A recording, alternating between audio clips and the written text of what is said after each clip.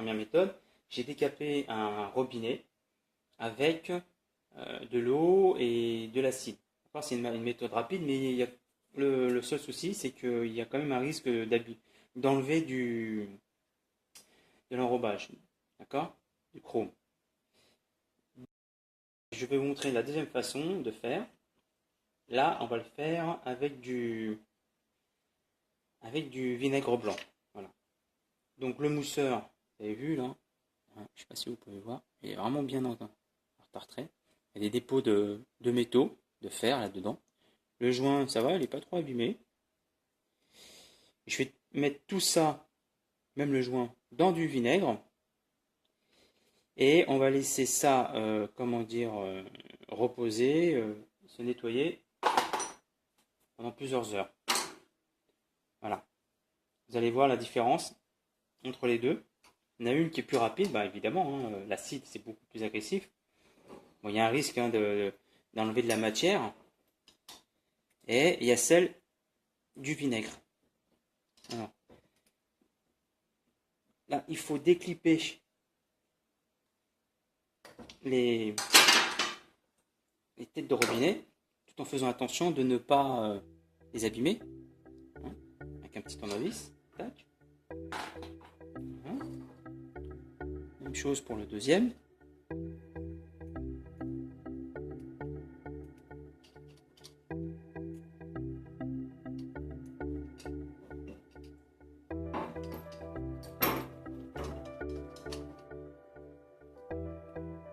Voilà.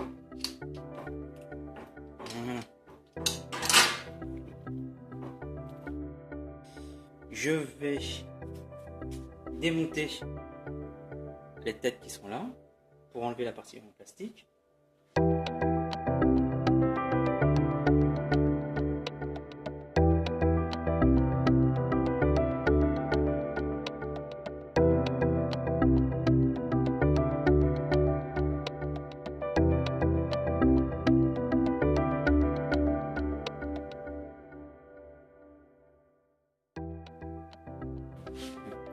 Donc, le mitigeur démonté, je vais le mettre à tremper là tout de suite dans le seau avec ses flexibles.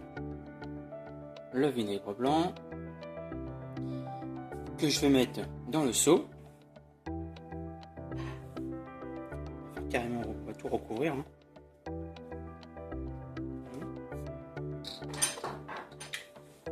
Je vais faire baigner tout ça là-dedans.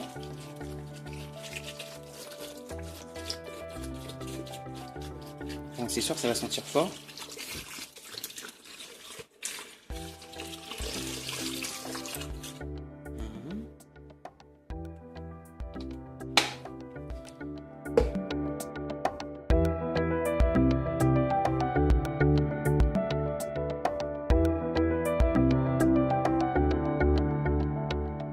J'ai déjà sorti les éléments du robinet, donc le mélangeur. Là, étant donné que la pièce qui est en dessous pour fixer justement le mitigeur, c'est du laiton, je voulais juste vous montrer, je ne sais pas si on voit la caméra, que le vinaigre ou même l'acide rend le laiton violet. Il y a une partie qui est complètement rose, le laiton à cause de l'acide devient rose. Pour rattraper ça, pour retrouver la couleur d'origine, il suffit de le frotter un peu. Donc je vais le frotter avec de la laine d'acier. Voilà, la laine d'acier c'est ça. Voilà. Alors, on va frotter. Vous allez voir la différence.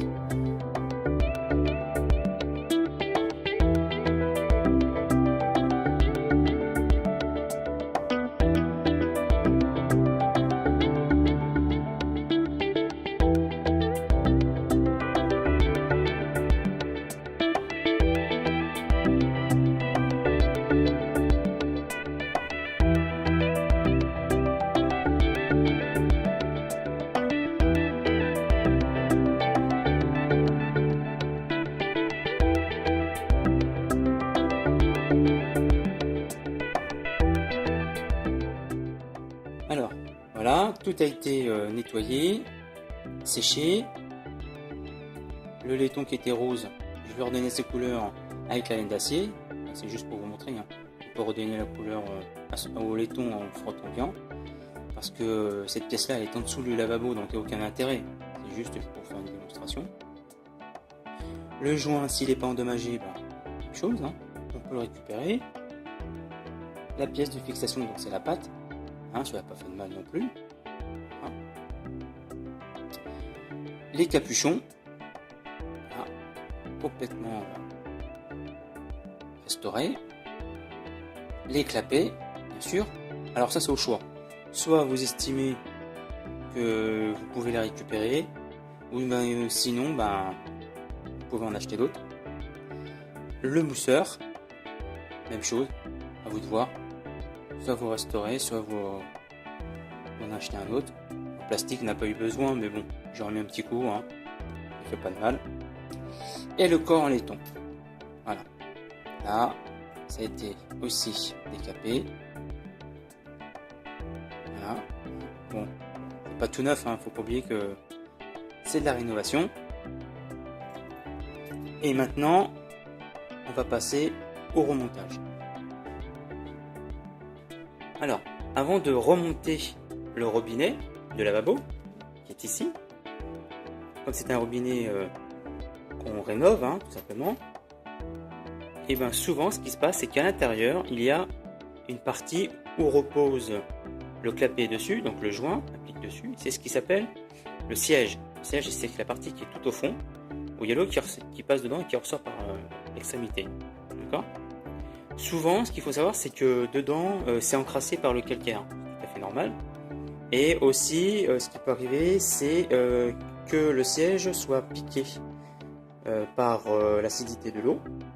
D'accord ? Et si on ne met pas un petit coup de rodoir à l'intérieur, donc on va gratter au fond, et ben ça peut user les joints de façon prématurée. Alors pour ça, on va utiliser un rodoir. Alors un rodoir, je vais vous montrer ce que c'est. Voilà. Vous le voyez déjà à la caméra. Un rodoir, c'est ça. C'est un outil que l'on met dans l'orifice, à la place des clapets, équipé d'un petit ressort et d'un corps en laiton en deux parties. D'accord ? Alors là, on a des fraises, ça, de plusieurs diamètres.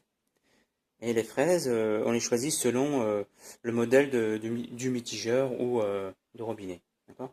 Alors, pour ce robinet, je vais prendre cette taille-là. Et on va visser. Voilà.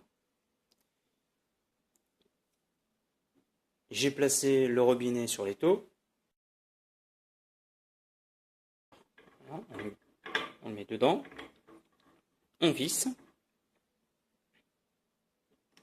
Avec mes mains, vous ne devez pas voir grand chose. Hein. Voilà. Et ensuite, la deuxième partie du corps, elle, c'est juste pour appuyer justement la fraise qui est au bout sur le siège. Alors pas besoin de serrer quand même de toutes ses forces, ça sert à rien. Il suffit de serrer légèrement. Voilà. Voilà. Et là, avec le petit volant, je tourne. En général, 2, voire 3 ou 4 tours, ça suffit largement. Voilà. Je desserre.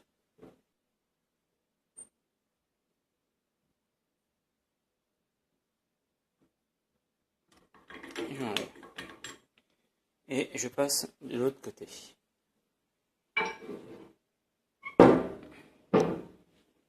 Désolé pour la vibration. Voilà.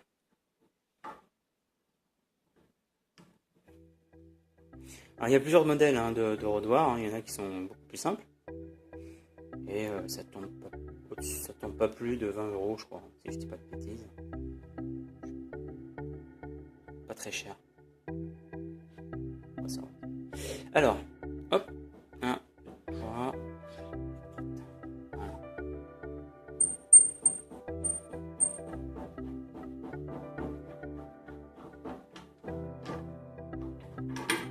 Voilà.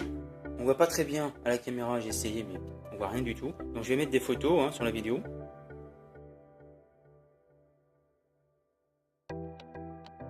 Le siège a été nettoyé avec le rodoir.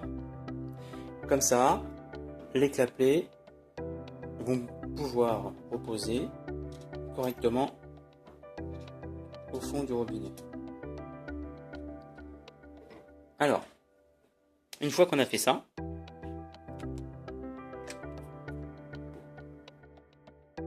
moi je vais remettre des clapets en céramique, d'accord? Je remets mes clapets en céramique, quart de tour.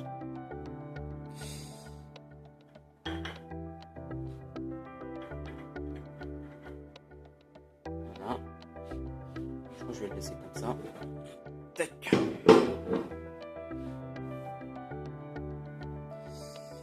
Je remets le deuxième.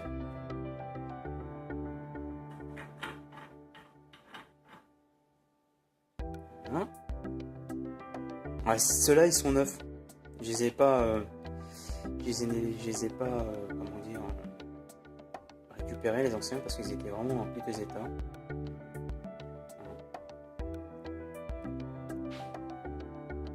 Voilà.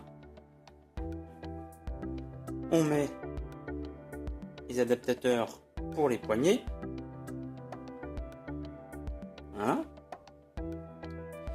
Je remets petite collerette. Je pose ça des collerettes.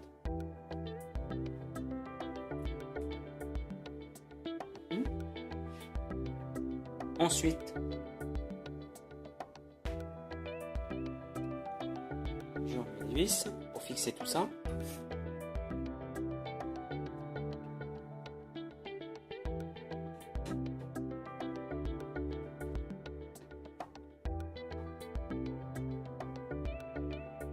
Ensuite, on n'oublie pas bien évidemment le mousseur. Donc le mousseur, comme ma vidéo précédemment, a été nettoyé au vinaigre avec le joint.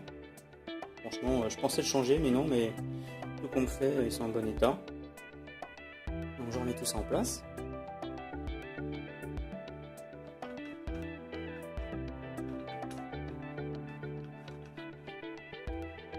On finalise avec une petite clé pour serrer correctement.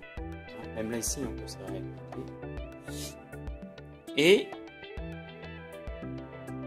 on n'oublie pas les capuchons, pareil, qui ont été nettoyés au vinaigre.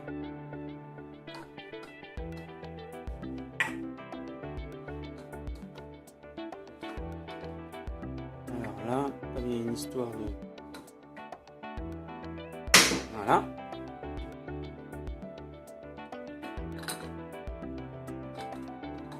Bon après, pour ce modèle là, il y a une petite collerette, mais il y a d'autres modèles, il n'y a pas besoin.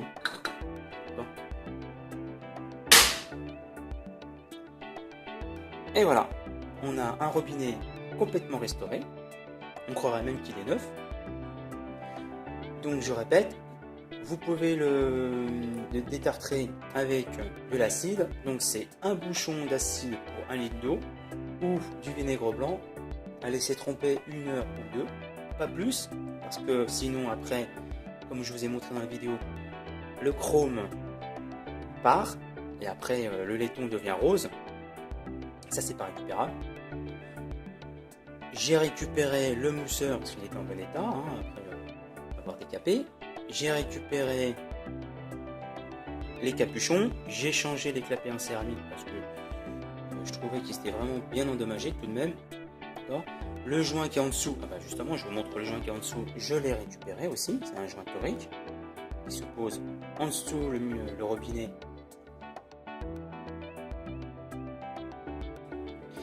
J'ai récupéré la platine, même chose,